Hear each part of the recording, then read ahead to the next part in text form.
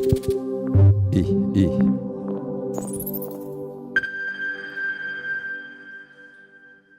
Merci. Bonjour à toutes et bonjour à tous, mesdames, messieurs.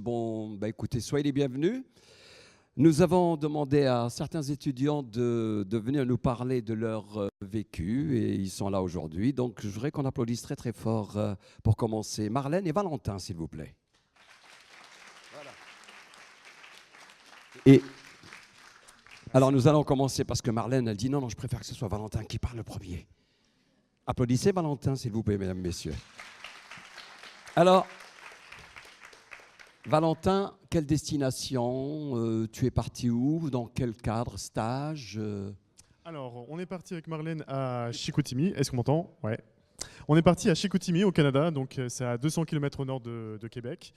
On est parti dans le cadre, dans une poursuite d'études après DUT, donc le DUETI, le diplôme universitaire d'études technologiques internationales. On est parti 9 mois environ, c'est ça. Et voilà. Ça s'est bien passé? Ah oui, oui, ça s'est très très bien passé. Il faisait quoi, 40 degrés à l'ombre à la base? Comment ça? Alors, il faisait 40 degrés Mais de au l'autre côté. tout début. Non, ah oui, il faisait 40 degrés au tout début. Et après, ouais, c'est vrai que vers décembre, janvier, février, il faisait moins 40. D'accord. Alors, Marlène, motivation pour aller dans un pays comme ça, qu'est-ce qui fait qu'on a envie d'y aller? Moi, au départ, déjà, je voulais aller au Québec dans le cadre du stage en fait, du DUT. Et je me suis renseignée, puis j'ai pas pu. Donc, du coup, j'ai voulu partir pour le DUETI. J'avais envie de découvrir un peu la culture québécoise, tout simplement. Donc, l'accent, savoir si j'arriverais à comprendre les cours en québécois, ce qui était un peu dur au début. Comme il dit, je te fais un bec. C'est ça. Donc, c'est vrai qu'au début, c'était un peu dur de comprendre l'accent. Même les profs venaient vers nous en nous demandant vous comprenez vraiment ce qu'on vous dit, les cours, vous arrivez à nous comprendre? Nous, on était là, bah oui, à peu près. Enfin, il vous a fallu combien? Un temps d'adaptation à peu près de combien de temps? 3 semaines à peu près. 3 semaines et après pense. ça y est, oui, après, on s'habitue, bon, l'oreille s'habitue. Et... Oui, c'est ça. Alors l'expérience, le fait d'être là-bas, ça change. Qu'est-ce qui change de la France? Mais ils ont pas de beaucoup... par les études, l'accueil, ouais. etc. C'est vrai qu'au niveau des études, l'université, on était, donc c'était vraiment comme la fac. Donc comme nous, on n'était pas habitués à avoir des cours de fac en DUT, on était un peu perdus au début parce que c'était des cours très théoriques. Donc on a eu un peu de mal. Et après, on a eu quand même des TP avec des Québécois. Donc on essayait de se fondre dans la masse pour pouvoir bosser avec les Québécois, ce qui était très intéressant. C'était vraiment notre mode de vie, notre fonctionnement en fait. Valentin, pareil, même chose? Bah oui, quasiment la même chose. Hein. Ils n'ont pas du tout la même méthode de travail. Eux, ils sont très concentrés à fond sur le travail. D'ailleurs, ce qui était marrant, c'est que les chargés de cours, les profs qui nous donnaient les cours, nous disaient que pour un cours de 3 heures, il fallait faire 6 heures de travail à la maison. Donc en DUT, c'est totalement différent. Voilà. Alors, en 2 mots, si vous devez résumer un petit peu cette expérience. Très enrichissante. Hein. Déjà pour moi, je suis jamais allé en Amérique, donc du coup, c'était une découverte totale. Et puis, surtout le froid à noter, hein, vraiment le froid, parce que franchement, si vous allez au Canada pendant l'hiver, préparez-vous au pire, quoi. C'est horrible. Et toi, Marlène, du coup? Moi, ce qui m'a surpris, c'est surtout les moins 50 degrés un jour qu'on avait eu, sachant qu'on devait aller faire les courses. Donc, on est sorti à pied, 20 minutes, moins 50, avec un vent glacial. Et la vie continue là-bas. Hein. Ah oui, la vie continue. Parce que nous, quand ils vont au travail. Quand on a 10 cm de neige, ça y est, on est paumé, c'est fini. Hein. Non, mais nous, on a eu 1 mètre devant notre fenêtre pendant 4 mois. Donc, voilà. Merci beaucoup, on peut les applaudir très fort, s'il vous plaît. Et avant de demander à d'autres étudiants de venir, de nous reparler de leur expérience, etc., là, on va faire le sens contraire. C'est quelqu'un qui est venu en France. Oh, venez me rejoindre, s'il vous plaît. Applaudissez là très fort, s'il vous plaît. Alors, vous êtes d'origine chinoise? Chinoise, oui. Ça fait combien de temps que vous êtes en France? Ça fait 7 ans que 7 j'ai ans. appris le français. Quand vous êtes arrivé en France, est-ce que vous parlez un petit peu français ou pas du tout? Je parle pas du tout français. Je parle que anglais et chinois, c'est tout. Et chinois? Oui. Et aujourd'hui, ça va? Oh, ça va un peu mieux, on peut dire ça. Un peu mieux. Si je pouvais parler chinois comme elle parle français, ça serait bien pour moi. Mais enfin bon. Alors, l'expérience, là justement, la question que je voudrais vous poser, c'est le fait d'avoir vécu ici en France et d'avoir découvert la France, parce que c'est une autre culture par rapport à la culture chinoise. Allez-y, je vous écoute. Totalement. Et j'ai passé 2 ans en DUT, technique de commercialisation. Et au niveau pédagogique, c'est complètement différent que la Chine parce qu'ici, les étudiants qui participent plein de projets, il y a beaucoup de communication entre les étudiants. En Chine, il n'y en a pas. On est plutôt sur les livres pédagogiques. Voilà. Voilà. Alors, j'en profite, bien sûr. Vous êtes avec nous aujourd'hui. Je crois que vous m'avez dit que vous étiez à Toulouse. Hein. Vous faites un Oui, master. je suis en master à IAE de Toulouse.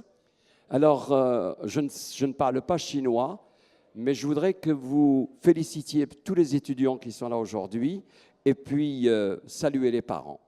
En chinois, bien sûr. 我希望大家学业成功，也希望各位家长呢，万事顺利。谢谢大家。 Voilà. Merci. Mathieu et Hakim, s'il vous plaît. Mathieu et Hakim, vous pouvez les applaudir également, s'il vous plaît. Alors, Claire, tu viens près de moi aussi, hein, si tu as des questions à poser. Parce que, alors, par rapport à Mathieu et Hakim, Mathieu, je crois qu'il a vécu 2 expériences. Hein. La première. Donc une expérience en premier semestre de sa 2e année ici à l'IUT, de DUT. Puis en fait, ça lui a donné envie de repartir pendant une année complète après le DUT. Donc première expérience dans le froid à Montréal et 2e expérience en Europe, en Hongrie. Alors, parle-nous de tes expériences. Tu es parti à Montréal, ça t'a plu, tu as voulu continuer à t'enrichir, à découvrir d'autres contrées, et tu es parti à Budapest. Ouais, voilà, c'est ça. En fait, depuis tout petit, je rêve d'aller étudier à l'étranger et tout ça. Et l'IUT de Troyes m'a permis donc de faire mon semestre à Montréal. Et à partir de ce semestre, ça m'a motivé pour faire donc le DUT par la suite. En fait, la motivation, ça a été déjà découvrir une nouvelle culture à Montréal. Mais le truc, c'est que bon, j'étais dans une école anglophone, mais à l'extérieur, on parlait en français avec les Québécois, tout ça. Et du coup, Budapest, j'étais vraiment plus en immersion donc, pour améliorer mon anglais. Parce que là-bas. Oui, parce que ton but, c'était d'améliorer ton anglais. Voilà, c'est ça, alors bien que sûr. là-bas, bon, tu prenais des cours en anglais, mais en sortant, tu retrouvais les Français. Et donc, Oui, à Montréal, tout le monde parle français, donc même avec l'accent. Donc c'est vrai que les progrès d'anglais, il y en a eu un petit peu, mais pas comme je m'attendais. Donc Budapest, ça m'a vraiment servi à bien progresser en anglais. à renouveler. Ouais, voilà, renouveler. Qu'est-ce que tu as envie de faire par la suite, ton projet, par exemple? Là, pour l'instant, je suis à l'IAE de Lille. Et si je devais donc renouveler une expérience internationale, ce serait avec un grand plaisir. Mais ce que j'aimerais expérimenter cette fois-ci, ce serait plus un stage. Parce que là, donc, j'ai eu 2 expériences au niveau universitaire, mais j'aimerais aussi avoir une expérience internationale au niveau professionnel, quoi. Voir un petit peu comment ça se passe au niveau professionnel. Parce que je pense qu'il y a c'est tout le mal qu'on te souhaite. Et on va passer la parole à Hakim, qui va nous parler justement de son expérience. Alors dis-nous où est-ce que tu es parti et pourquoi, etc. Donc moi, je suis parti 1 an à Taïwan. Moi, pareil que Mathieu, depuis toujours, j'ai toujours voulu partir à l'étranger, visiter des pays, rencontrer des nouvelles personnes. Et donc, quand j'ai su qu'il y avait l'opportunité de partir 1 an pour étudier à l'étranger, donc j'ai choisi Taïwan. Et j'ai pas regretté mon choix parce que c'était vraiment super. J'ai pu découvrir une nouvelle culture totalement différente de celle de l'Europe. Une nouvelle langue aussi parce que j'ai appris le mandarin en même temps que l'anglais. Et maintenant, je suis en master à l'UTT et j'ai arrêté l'anglais et je continue à apprendre le mandarin parce que plus tard, j'aimerais bien faire mon stage de 6 mois en 2e année en Asie. Donc voilà. Et Hakim est un de nos pionniers parce que le partenaire à Taïwan, c'est un partenaire assez récent. Et donc, il nous fallait des étudiants qui vivent cette expérience, qui après nous donnent leur ressenti. Et ça donne à chaque fois, en fait, dès qu'on a un étudiant qui revient et qui a eu une bonne expérience, après, on a plein de candidatures. Donc, il nous faut comme ça des aventuriers. Donc merci d'avoir joué le jeu. Merci à vous. Merci. Alors, cette fois-ci, nous allons demander à Marianne et Pauline de venir nous rejoindre, s'il vous plaît. Alors, elles sont... L'intégration, ça a été quelque chose d'exceptionnel. Applaudissez-les, s'il vous plaît. Voilà. Quand on s'était vu pour préparer cette interview, moi, on va parler d'intégration, c'était génial, c'était super. On s'est mis dedans tout de suite, on était dans le pays. Vous êtes devenue norvégienne, hein, pratiquement. Allez, alors allez-y, parlez-nous un peu de votre expérience. Qui commence? Donc, Pauline? Oui, c'est ça. Voilà, plus près le micro. Oui, ok. Du coup, nous, arrivés en Norvège, donc on a tout de suite été intégrés par une semaine d'orientation, donc avec beaucoup d'amphis, avec des présentations pour vraiment qu'on s'intègre avec tous les étudiants, plus tout ce qui est aussi intégration au niveau de la Norvège. Donc c'est vrai qu'on a fait des randonnées pour découvrir les alentours de la faculté. Donc on a fait 2 grosses randonnées, tous les Erasmus, donc se retrouver avec des gens et faire des activités pour pouvoir se découvrir. Ça aide pour le développement, ça aide pour les rencontres, ça aide pour travailler. Ah bah totalement, oui. Oui, vas-y. Oui, Marianne? vraiment, oui.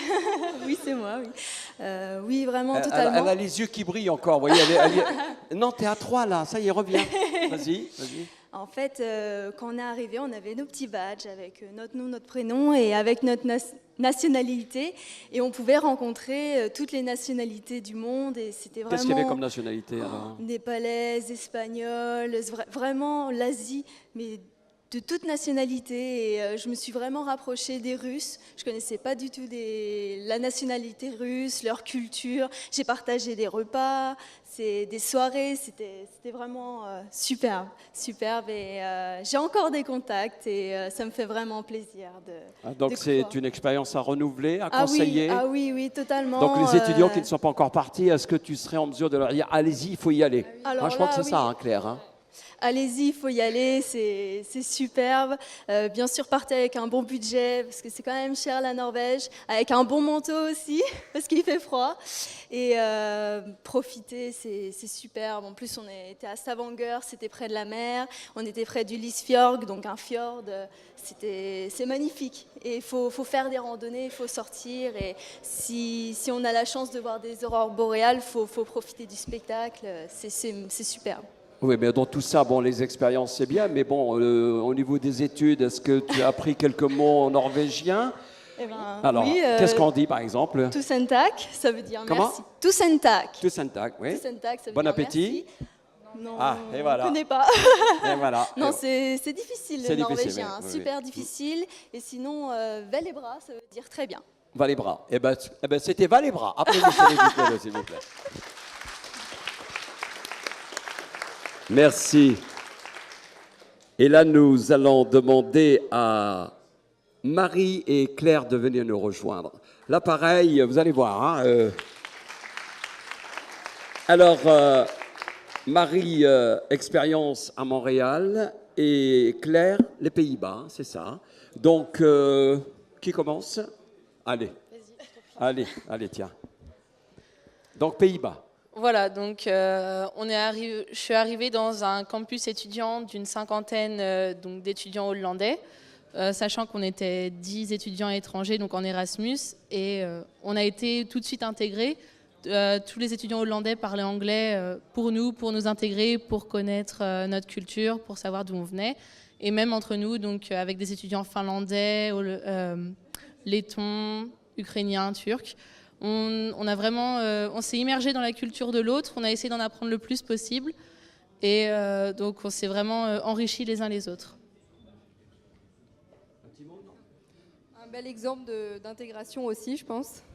Ah oui, je pense, vu les yeux qui brillent, là, c'est sûr que l'intégration, C'est c'est sûr, c'est le vivre ensemble, comme on dit aujourd'hui, hein, bien Voilà, sûr. On en a vraiment besoin on de s'est se vraiment acceptés retrouver, les de uns les autres. s'enrichir et d'apprendre à travers les autres. Voilà. On s'est acceptés les uns les autres, on a essayé d'apprendre le plus possible de nos cultures, de nos traditions et d'en apprendre le plus possible les uns des autres. Et la question que j'aurais pu poser à tous les élèves qui ont vécu ces expériences, comment est ressenti le français d'une façon générale là-bas? Est-ce que c'est le gueulard? Est-ce que c'est le jamais content? Ou est-ce qu'on va à Paris, la Tour Eiffel? Il y a deux côtés. Il y a le côté culture française, donc la gastronomie, le côté assez chic, la mode, tout ça. Et il y a le côté caractère français, donc gueulard, jamais content. Toujours en grève. Non, Ah, bon, surtout jamais content, ne jamais donner ses erreurs, ce genre de choses. Donc il y a le pour et le contre. Mais, et le fait de vous rencontrer, d'échanger, ils se sont dit, bah non, c'est vrai que moi je pensais que les Français étaient des gueulards, mais vous êtes adorables. Exactement. Voilà. Non, Applaudissez-la, vraiment. s'il vous plaît, merci beaucoup. Alors, Claire. Non, moi c'est Marie. Pardon, vas-y. Alors, parle-nous un petit peu de ton expérience. Alors, il y a beaucoup de choses qui ont déjà été dites sur l'expérience, l'échange culturel, etc. Moi, je peux vous dire que l'intégration, ce que j'ai connu, c'est à la sauce farine, œuf et humiliation au centre-ville. C'était assez marrant. C'est un autre type d'intégration. Après, au niveau des cours, c'est complètement différent, c'est-à-dire que vraiment la notation est différente, le rythme scolaire, le travail à côté, l'entraide. Et puis en tant que Française, c'est vrai qu'au niveau de l'intégration, c'est beaucoup plus facile parce que c'est vrai que les Québécois à Montréal ont une bonne image des Françaises et Français. On est assez appréciés et on peut s'intégrer très facilement. Et sinon, quelque chose que je peux vous dire qui m'a beaucoup marqué, c'est aussi la poutine. En fait, la poutine, c'est un plat traditionnel de Montréal. Je pense que ceux qui ont été au Canada connaissent. Je crois qu'on a qui est de l'autre côté. On en a mangé du poutine? De la poutine. C'est quoi ça? Alors en gros, c'est des frites avec des grains de fromage qu'on ne trouve généralement que là-bas, parce que ce fromage, le fromage en France, c'est complètement différent. Oui. Et de la sauce généralement au poulet. Alors après, ça se différencie. On peut mettre des poivrons, de la crème, des tomates. On peut mettre beaucoup de choses. C'est très très bon. Et ça, c'est quelque chose qui me manque beaucoup ici.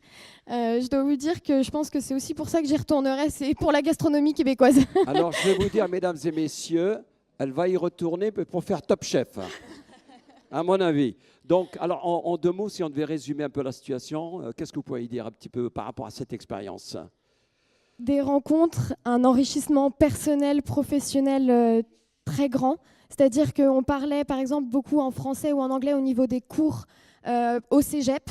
Mais par contre, à l'extérieur, en soirée, quand on rencontrait des gens, on leur parlait anglais. Et c'est différent, l'anglais scolaire et l'anglais dans la rue, dans les bars. Et on s'y sent peut-être des fois plus à l'aise.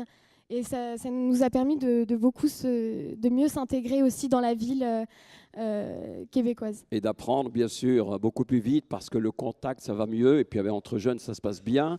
Entre jeunes, ça se passe très très bien. Il y a une grande communauté étudiante. Ouais. Il y a toujours des projets à faire. Moi, j'ai beaucoup voyagé. J'ai eu l'occasion d'être dans le club entrepreneur du Cégep du Vieux-Montréal. Et pour ceux qui veulent partir, je vous souhaite de l'intégrer car c'est un club qui est absolument génial. C'est une grande expérience. On apprend beaucoup aussi parce que c'est différent. Et puis voilà, c'est tout ce que j'ai à dire. En deux mots, allez-y. Et tu m'as dit également, est-ce que je peux le dire? Et aussi. Alors en fait, moi, ce qui m'a beaucoup plu aussi, partir à Montréal, c'est quitter le cocon familial. Voilà. Le cocon familial. Les parents, ils sont là, non? Oui, les parents sont là, oui. Ah bah bravo, ça y est. J'en connais une qui va être fâchée avec les parents, hein, je le sens. Alors pour terminer, bien sûr... Claire, un petit mot sur l'intégration, bien entendu, sur les séjours à l'étranger. Je pense qu'il faut encourager tous les étudiants à vivre cette expérience, à titre perso, bien sûr, mais également dans le cadre de ses études. Oui, juste, je conclurai par une petite anecdote. Un étudiant qui n'est pas là parce qu'il est, en fait, il est parti avec nous à l'autre bout du monde, en Amérique latine. Avant de partir, pour une année complète. Avant de partir, il m'a confié que c'était la première fois qu'il se faisait faire un passeport. Donc je me suis dit... Il faut vraiment, vraiment qu'il parte. Il est rentré et là, maintenant, il est encore ailleurs. Il a décidé de repartir dans un autre pays. Et en rentrant, sa conclusion, c'était « ça m'a vraiment donné des ailes ». Donc, ce que j'espère, c'est qu'on puisse, à l'IUT, donner des ailes encore à plein d'autres étudiants pour qu'ils puissent voyager et en profiter et revenir grandis, plus mûrs. Enfin, c'est une expérience qui est incomparable et inestimable. Voilà, merci. Merci Claire. Et je dirais pour terminer que ces ailes commencent à être déployées dans la mesure où on a commencé avec ce diplôme d'aujourd'hui, la remise des diplômes. Petit à petit, ils vont continuer. Et puis bien sûr, peut-être que dans quelques années, ils reviendront. Ce seront des sommités qui viendront justement parler de leur expérience et donner envie aux étudiants de partir. En tous les cas, on vous remercie infiniment, mesdames, messieurs.